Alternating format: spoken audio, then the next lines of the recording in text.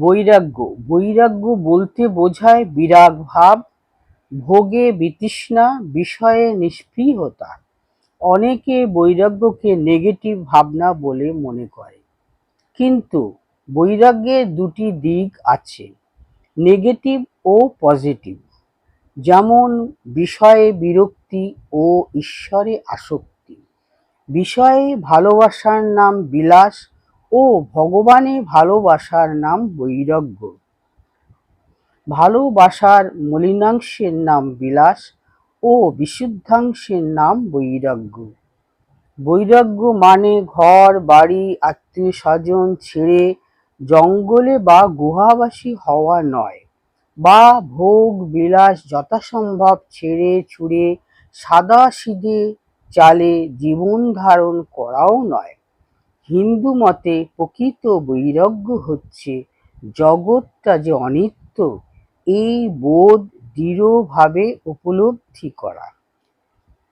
সোনা হীরার গহনা যেমন নারীর রূপ লাবণ্যকে বাড়িয়ে দেয়, তেমনি তীব্র ত্যাগ বৈরাগ্য সাধুর প্রকৃত ভূষণ, মূল্যবান অলঙ্কার। স্বামী বিবেকানন্দ ঠাকুরকে ত্যাগীশ্বর বলে বিশেষিত করেছেন। বাস্তবিক ঠাকুরের ত্যাগ বৈরাগ্যের কাহিনী শুনলে আমাদের বিস্ময় জাগে। তাকে পরীক্ষা করবার জন্য তোশকের নিচে টাকা রাখা হয়েছিল। না জেনে তার ওপর বসামাত্র তিনি বলে উঠলেন, জ্বলে গেল। কাঞ্চন স্পর্শে তার হাত বেঁকে যেত। ঠাকুর বলতেন, পঞ্চি আর দরবেশ সঞ্চয় করে না, সাধুর সঞ্চয় করতে নেই, তা তিনি নিজ জীবনে দেখিয়ে গিয়েছেন। পর বৈরাগ্য গুণে প্রতিষ্ঠিত ঠাকুর কালীঘরে বসে শুনলেন মথুর হৃদয়ের সঙ্গে পরামর্শ করছেন, ঠাকুরের নামে একটা তালুক লিখে দেবেন। ঠাকুর রেগে তাকে প্রহার করতে যান এবং বলেন, শালা তুই আমাকে বিষয়ী করতে চাস? লক্ষ্মীনারায়ণ মারোয়ারি দক্ষিণেশ্বরে ঠাকুরের ঘরে তার বিছানার চাদর ময়লা দেখে 10,000 টাকা দিতে চাইল এবং বলল তার সুদে ঠাকুরের সেবা চলবে। পরবর্তীকালে ঠাকুর বলছেন, যেই ও কথা বললে অমনি যেন লাঠি খেয়ে অজ্ঞান হয়ে গেলাম। চৈতন্য হওয়ার পর তাকে বললাম, তুমি অমন কথা যদি আর মুখে বলো তাহলে এখানে আর এসো না। আমার টাকা ছোবার জো নাই, কাছেও রাখবার জো নাই। সিথির মহেন্দ্র কবিরাজ ঠাকুরের জন্য রামলালের কাছে 5 টাকা দিয়েছিলেন তাকে না জানিয়ে। রামলাল ঠাকুরকে পরে সে কথা বললেন। ঠাকুরের মুখে তার যন্ত্রণার কথা, উমা রাত্রে শুয়ে আছি, হঠাৎ উঠে পড়লাম, একবার বুকের ভিতর বিল্লি আছড়াতে লাগলো। ঠাকুরের বৈরাগ্য গুণের এসব ঘটনা চিন্তা করতে গেলে আমরা নির্বাক হয়ে যাই। ঈশ্বরের এই সর্ববিধ গুণ শ্রীরামকৃষ্ণের জীবনে বা বাণীতে বিশেষভাবে বহু স্থানে বিভিন্ন কালে নানাবিধ ব্যক্তির মাধ্যমে প্রকাশ পেয়েছে। পবিত্রতা। চাঁদের কলঙ্ক আছে, কিন্তু রামকৃষ্ণ শশীতে কোনো কালিমা নেই। ঠাকুর ছিলেন পবিত্রতার জ্বলন্ত মূর্তি। যারা অপবিত্র তারা ঠাকুরের সান্নিধ্য সহ্য করতে পারত না। ঠাকুর একবার রাখাল মহারাজকে নিয়ে গোপালের মাকে দেখতে কামারহাটি যান।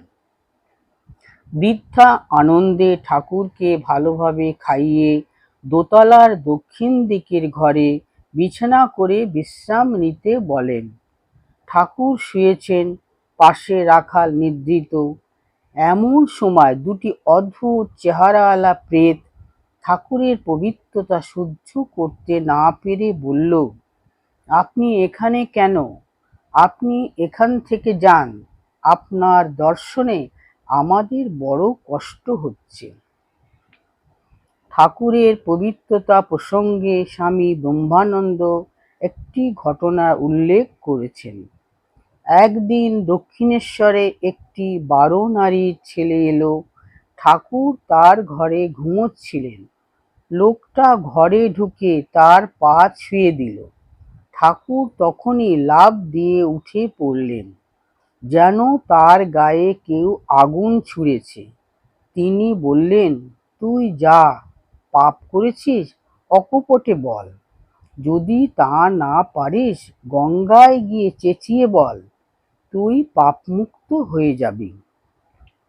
কিন্তু লোকটার কপাল মন্দ ছিল, সে পারল না। ঠাকুরের ভাব সমাধিকে মথুর প্রথম দিকে মানসিক ব্যাধি বলে মনে করতেন।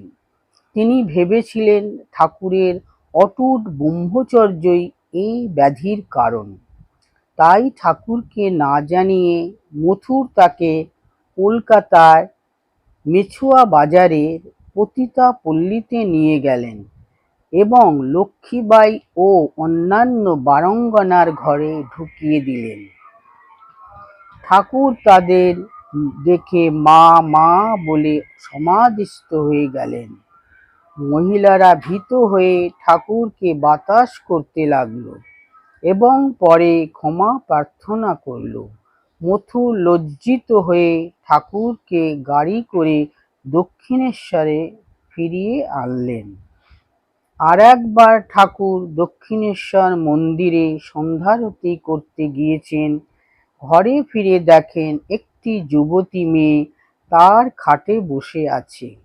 তার আত্মকথা, আমার পাগলামি সারাবার জন্য তারা অর্থাৎ মথুর ও রাসমণি একজন রাঢ় এনে ঘরে বসিয়ে দিয়ে গেল। সুন্দর, চোখ ভালো। আমি মা মা বলে ঘর থেকে বেরিয়ে এলুম আর হলধারীকে ডেকে দিয়ে বললুম, দাদা দেখবে এসো, ঘরে কে এসেছে।